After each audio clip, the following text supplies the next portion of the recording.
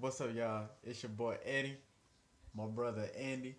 Y'all better known us as Type Shark 457. And today we got another reaction video for y'all. It's called, what is it called?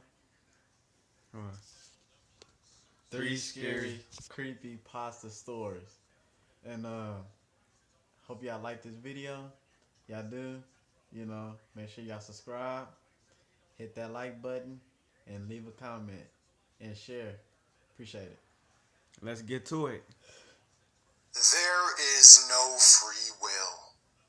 Those are the first words I ever read. I woke to them every day for many years. They were written on a sign. The sign hung above the opposite row of bunks in the sleeping barn. I have no memories from before the farm. I assumed I was born there. None of the children knew why we were here or where we came from. Nobody even knew how long we had been at the farm. Some children aged, some didn't. I can't remember much, but that's what happens when you're not given too much to remember. I remember always being deliriously hungry.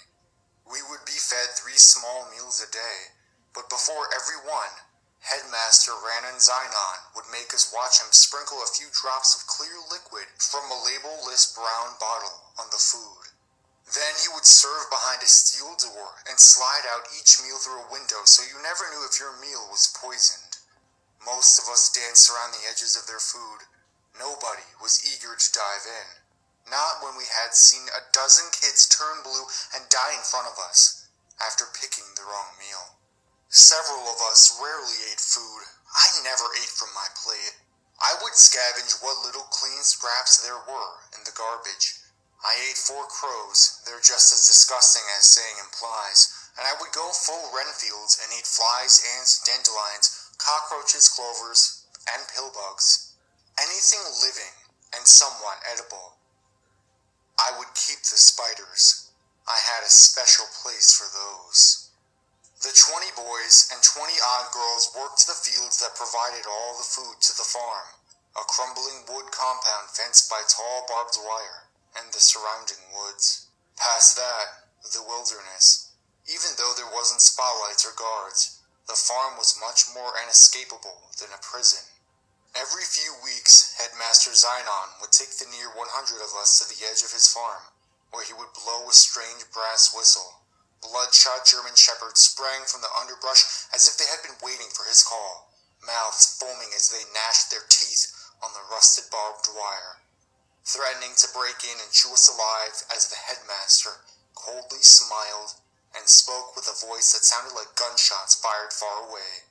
They're old guard dogs gone rabid. I have learned through one of you how to train them so they only obey me.